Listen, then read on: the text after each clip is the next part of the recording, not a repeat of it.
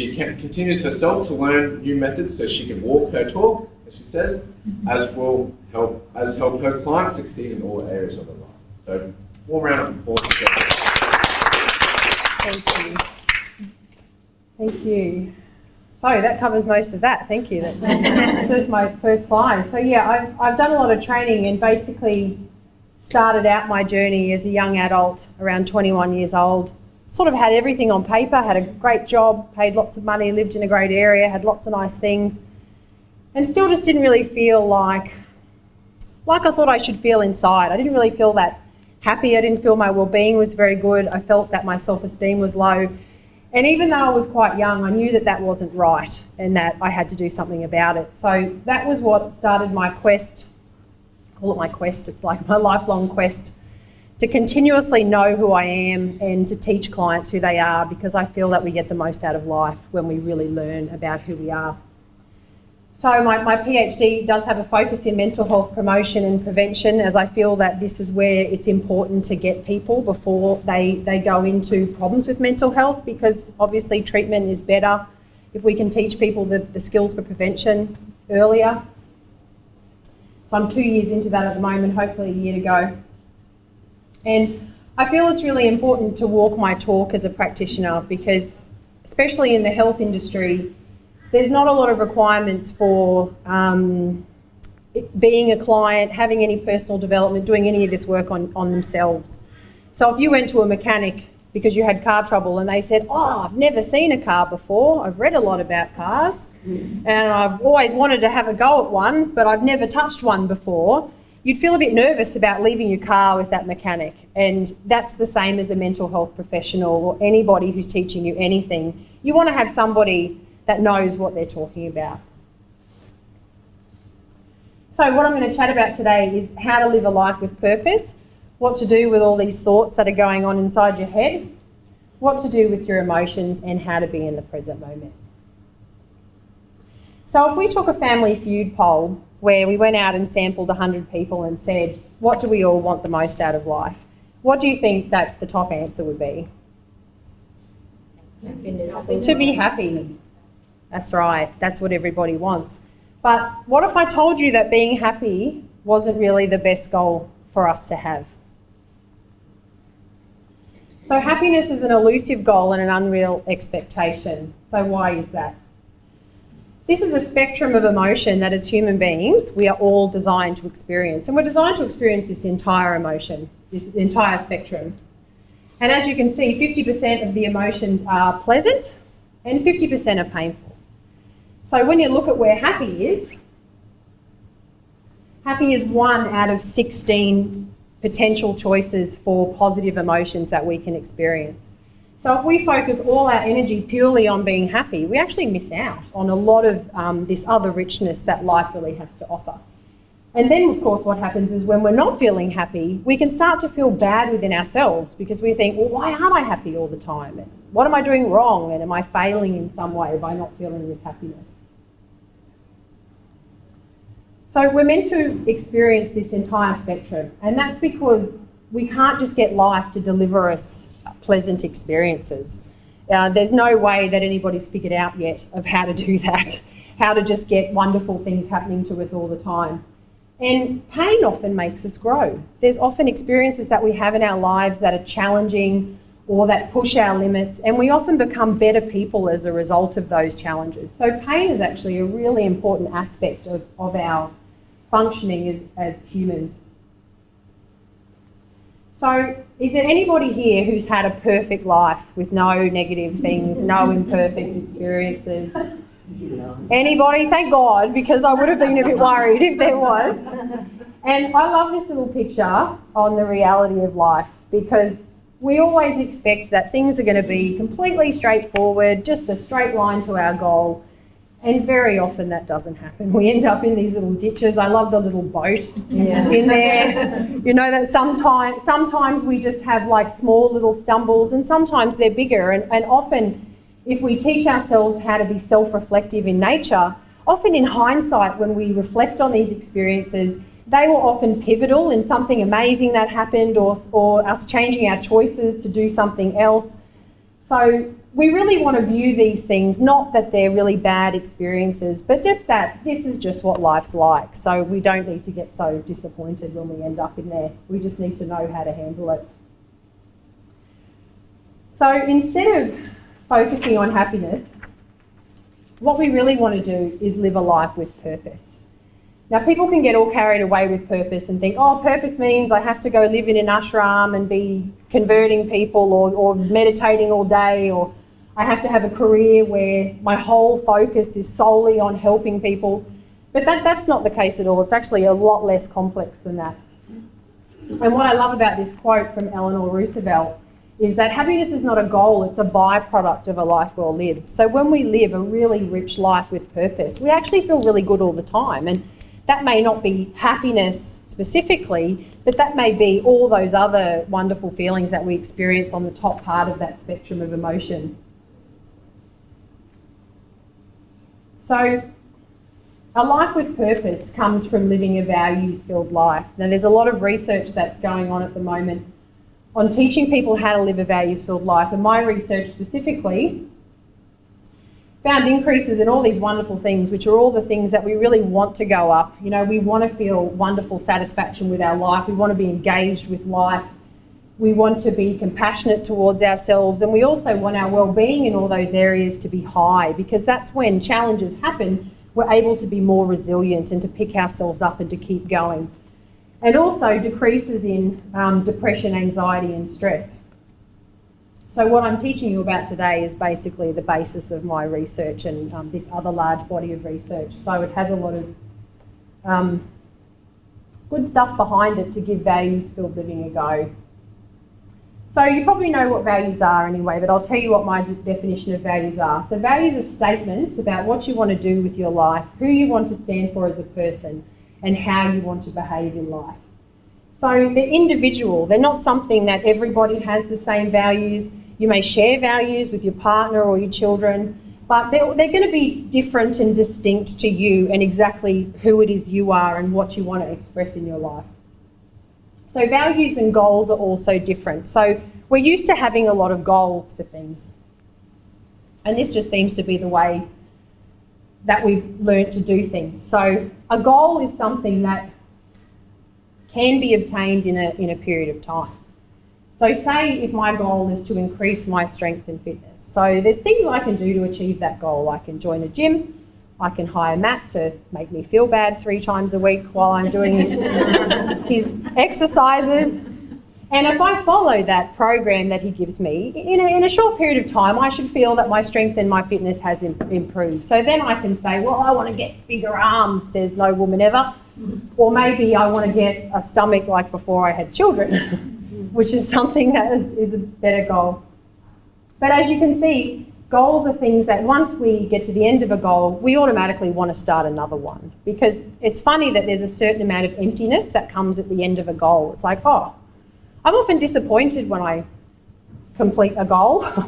I just feel this letdown of like, oh, well, I've completed that now. And what am I going to do now? Where am I going to go from that? So when we look at values, they're slightly different. So values, because they're ongoing qualities, they can't actually be obtained. So if my values are vitality and health, there's lots of things here that I can do that are going to allow me to feel vital and healthy in my everyday life. But you can see how I can never really obtain vitality and health. It requires a constant focus in my life, because if I stop doing all these things, you know, if you stop exercising, it doesn't take very long before you feel like you've never exercised a day in your life. It drops very, very quickly. So it's something that requires a constant focus. So there's many, many areas where we can explore our values and get specific ideas on how we want to exhibit our values in our everyday life. And I've given you a handout that I think you'll get electronically, which gives you an exercise of how to really clearly identify your values in all these areas of life. Because the more you can identify and start exhibiting these values in your everyday life, the better you're going to feel about who you are and also the type of person that you want to be. So we live our values through our behaviours. So this is just one example. So if I value caring and connection, one behaviour out of many I can do is I can call my family and friends more often. And the action, which is like my little goal in the service of my value, would be to make time to reach out to at least one person. So when we're setting these goals in the service of our values, we want to make sure they're SMART goals. Now, I'm sure some of you heard of SMART goals before. No? Well, it's going to be in your handouts. So a SMART goal is specific, measurable, attainable, realistic, and time-framed. And that's really important because I don't know if any of you have done this, but I've done it where I think, oh, I'm going to go on a health kick. And I make up these ridiculously long list of unrealistic goals that I'm going to do this, this, and this, and this. And a few days into it, I've sort of let it all go because there's too many things and I don't have the time. And this is what we don't want to do because we always end up feeling bad when that happens. If we kind of go, oh, I can't do it and maybe I'll never do it and I'll never achieve my goal. So we really want to make sure that our goals are realistic. So if we say, I want to reach out to 10 people today, that's not a very realistic goal because we're not going to be able to connect with that many people unless we send a group text message and do it all at once, which isn't really, connecting with people. So we want to set goals that are sort of intermediate goals that we can do in 1 to 2 days, medium-term goals that are maybe a few weeks to a month, and then longer-term goals. And the good thing is that goals that are in the service of our values are easier to stick to. So if we say that we just want to lose 5 kilos, we think, it's kind of, the way we perceive ourselves, we always like to look a certain way and we have a certain vanity, and so we want to lose 5 kilos.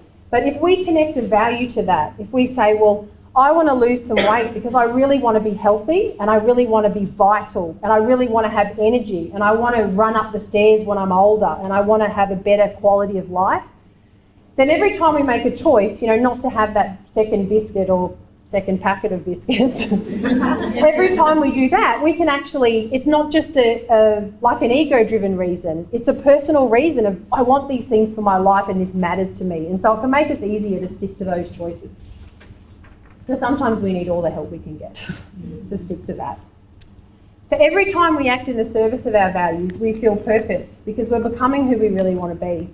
So if your value is to be, to be kind or connective, if you're walking along in the park and you catch someone's eye and smile at them and they smile back, that can make your day, and is that happiness? Probably not. That's just a moment of going, wow, I kind of really connected with that person and maybe that person really needed that smile or that connection that day. And so in this way, there's so many opportunities we have where we can really start to connect with those values. Are you okay?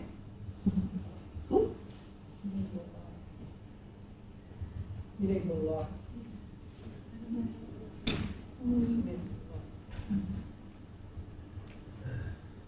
So now that we know what the focus of our life needs to be, I want to give you a few skills for when life isn't going to plan. Because as we know from that picture, there's going to be times when life doesn't go to plan, where things go wrong. Oh, you've broken it. Wow.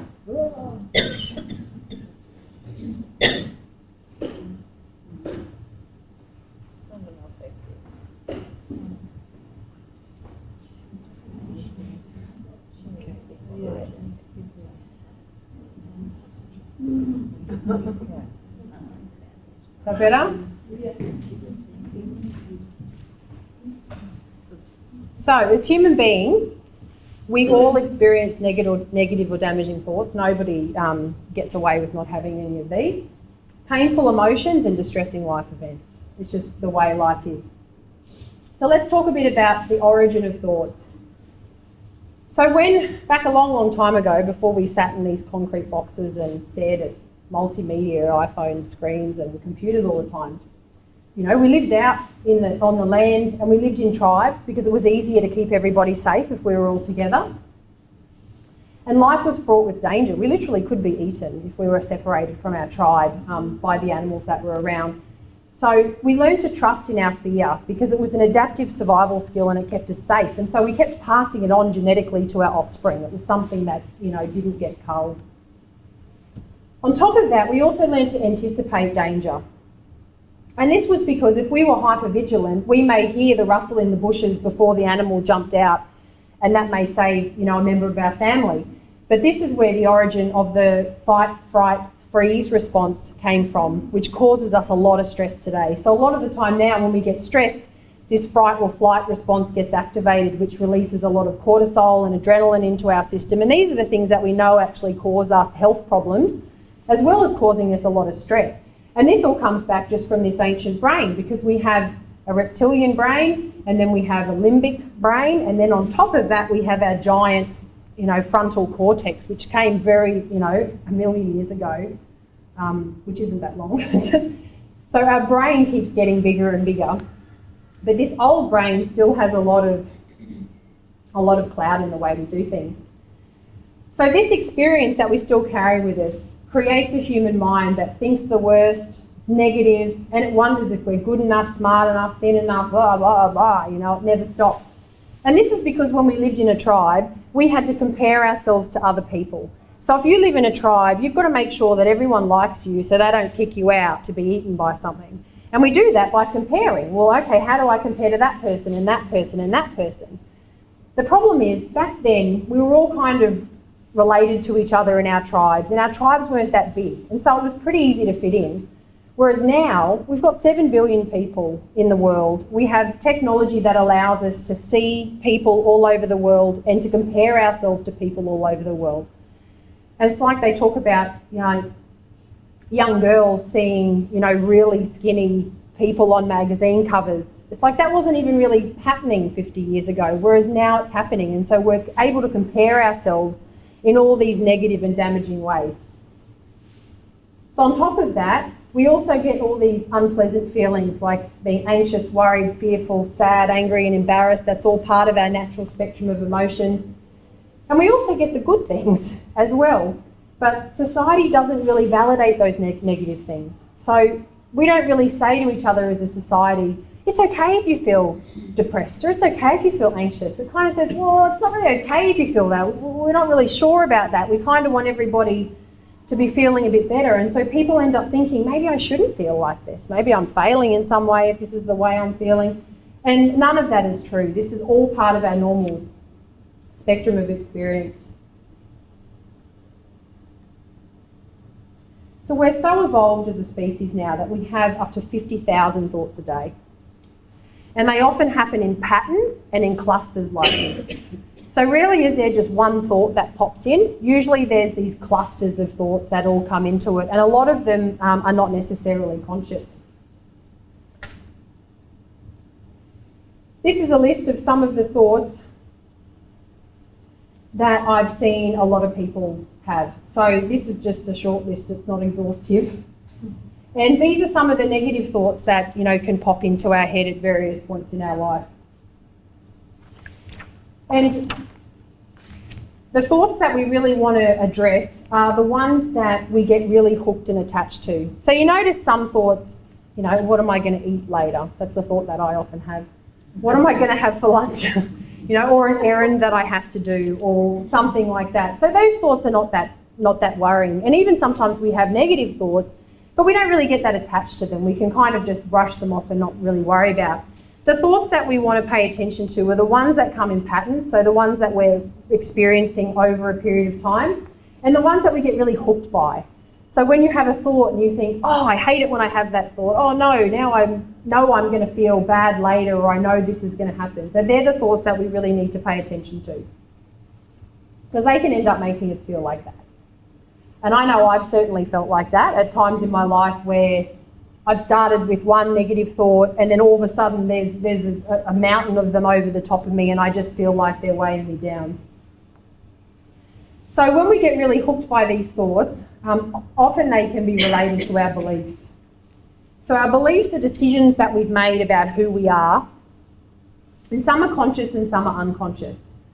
So our conscious beliefs are the things we decide for ourselves, like the type of person we want to be, the type of work we want to do, what we want to stand for, what we want to do in our life. So these all come from our frontal lobe, from this executive manager that tells us what to do and likes to be logical and rational all the time about everything. Our unconscious beliefs come from our childhood and or our life experiences. So these come from our role modelling that we had from our parents, from the way we were treated by our family, and the experiences that we had. Some of you may have seen this picture before. Freud likened our unconscious mind to an iceberg. So the largest part of the iceberg is the part that we cannot see under the water, and this is the same with our unconscious mind. Most people aren't aware of the types of beliefs in their unconscious mind that are affecting how they feel and how they think about themselves and their behaviour.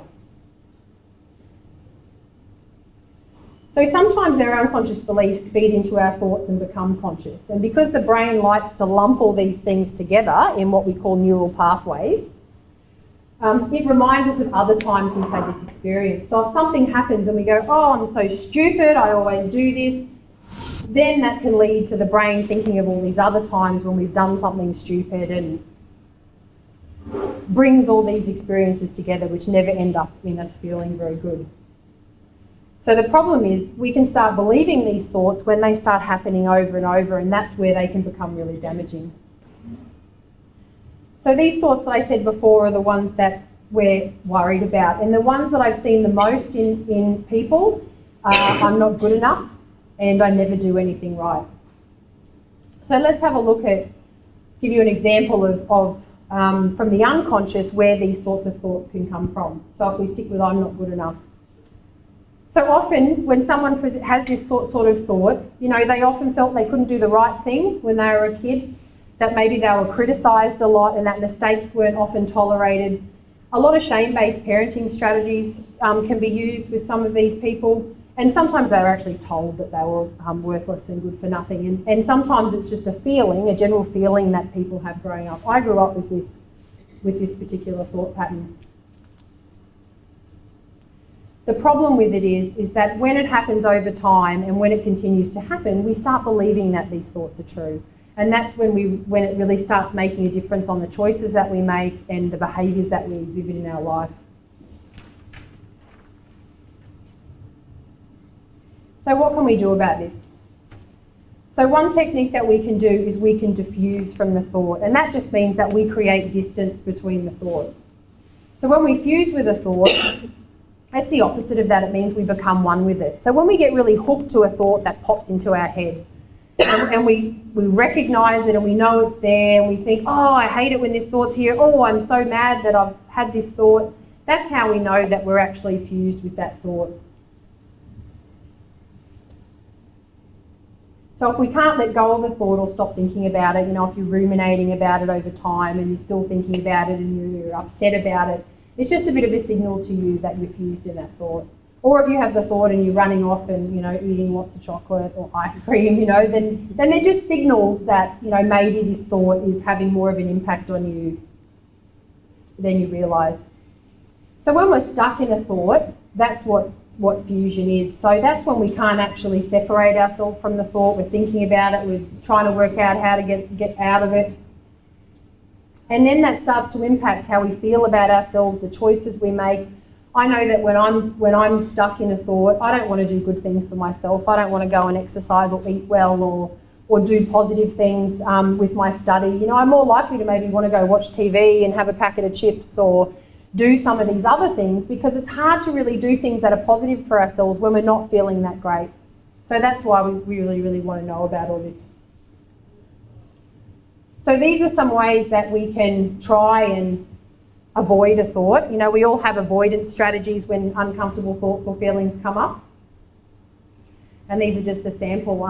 I just love the trying to be logical or rational about it. You know, we all try that one out where we think, you know, oh no, I shouldn't feel like that because I've got this, this and this, and I shouldn't feel like that. But yet the thought is still there and in our head. And the thing is with these strategies is that they only work in the short term. None of these work in the long term. If someone had figured out how to get rid of these thoughts in our head, I think they'd be a millionaire, because everybody would be doing it. We'd all just do it. So none of these things work.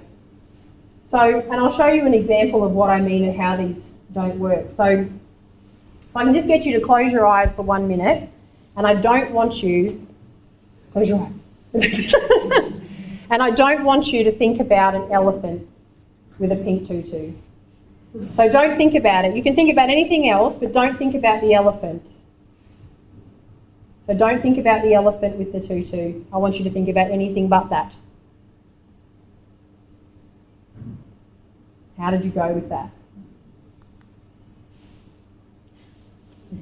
So this is actually something that they've discovered called the white bear problem. And this is that when you tell somebody not to think about something, the first thing that they do is think about it. You actually can't stop it popping in, and then you sort of think, no, I'll think about something else, and then it just keeps popping in. So this is the exact same thing that happens with our thoughts. If we have a thought and we think, I don't want to have that thought, I'm going to stuff it down, I'm not going to acknowledge it, I'm going to get rid of it, it just keeps resurfacing. And it might not resurface right then, it might be later that day or later that week, but it just keeps us stuck in that cycle. And that's what we want to do, is we don't want to keep these patterns going, we actually want to break these patterns. So when the thought pops up, we can go, oh, there's that thought again that I always have, you know, and not be so attached to it.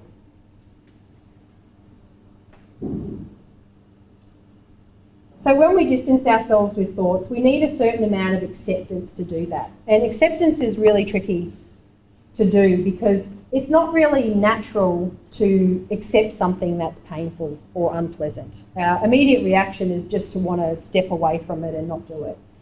But really, if we can't control the thought that's there or the feeling that's there, the best thing to do is actually just to be able to accept it.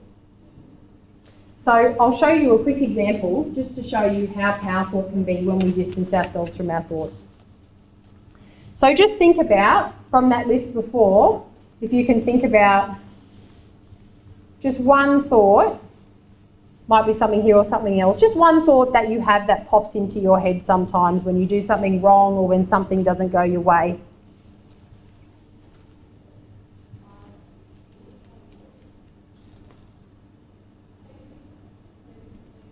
And what I want you to do is I want you to hold your hands out in front of you and imagine that the thought is in your hands there. So now the first thing I want you to do is I want you to cover your face with your hands. And just notice how that feels. So I can't, you know, can you engage with life in this way? Are you able to connect with people or do anything with your hands so close? So now just move it just a little bit away from your face. So just 5-10 centimetres away from your face and just see, is that a little bit different? And then what if you moved it 30 centimetres away? Is that a bit different again? So what if you just sat it in your lap? So it's still there, right? The thought's still there, but can you engage with life a bit more with the thought there? So the thing is when these thoughts come up and they feel really overwhelming and they feel like they're on your face and you can't breathe, you can't do anything because you're just trying to manage being in that moment with that thought. And what we forget is that we actually can start to distance ourselves from those thoughts. And even though they're here and they're in our lap and we might think, oh God, I still wish they weren't there, we can still do things that we want to do. We can say, what makes me feel good when I have this thought? You know, oh, when I call a friend and chat, you know, it makes me feel better. Or when I go for a walk in nature, it helps me feel better. And so we can still actually do these things in our life, even with this thought present. And that's what's really important. It doesn't have to prevent us from doing anything. So the simplest diffusion strategy that we have is just to say, I notice I'm having the thought.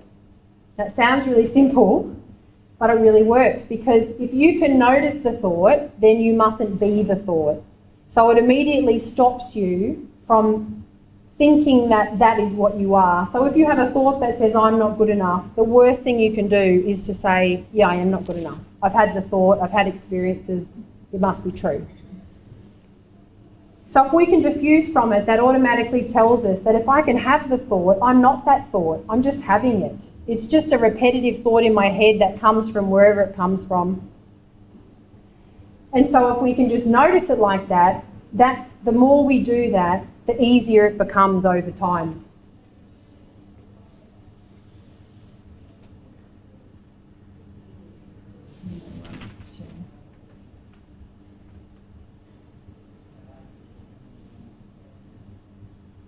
So what this does is when we diffuse like this is it creates another part of our brain called the observer self. And the observer self just notices what we're doing all the time. We'll touch on that a little bit more later. Because when we're stuck in this thinking, we can't actually help ourselves from that part of our brain. We need this other part of our brain to be activated. So I touched a bit on acceptance before. This is the definition of what acceptance is, about being open to all our experiences. So that doesn't mean that we're okay when things that are bad that have happened, or that we just tolerate them or we're resigned to them. It doesn't mean any of that.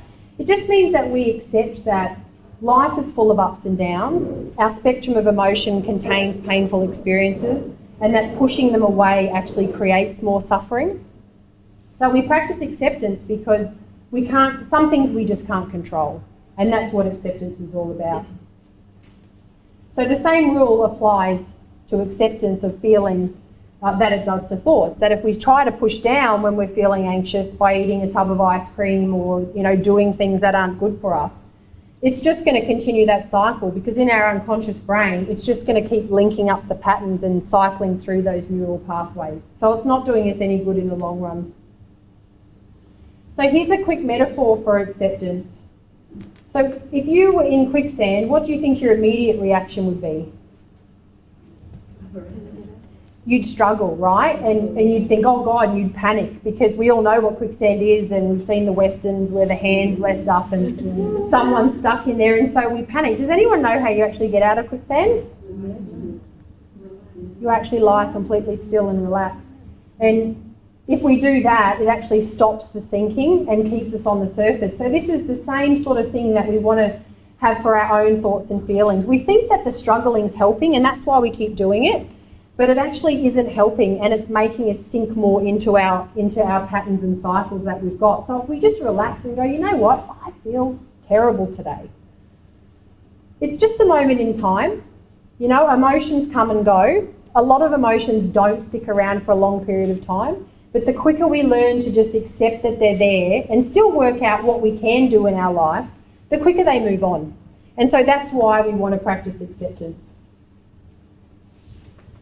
So an exercise for when we feel painful feelings coming up is this acronym SPACE, which is in your handout. So that's just about stopping and being in the present moment. If we're in the present moment, then we're not engaging our avoidance strategies. We're just sort of going, how am I feeling right now and what's going on? We pay attention by just checking in. How am I thinking? How am I feeling? What's going on in my body right now? And also just with curiosity. We never want to do any sort of introspection or self-reflectiveness with judgment and harshness, and criticism. We just want to be curious about it. Oh, that's interesting that I'm thinking I'm not good enough. Why is that? Why am I doing that? And because the worst thing you can do is to beat yourself up when you're already feeling bad.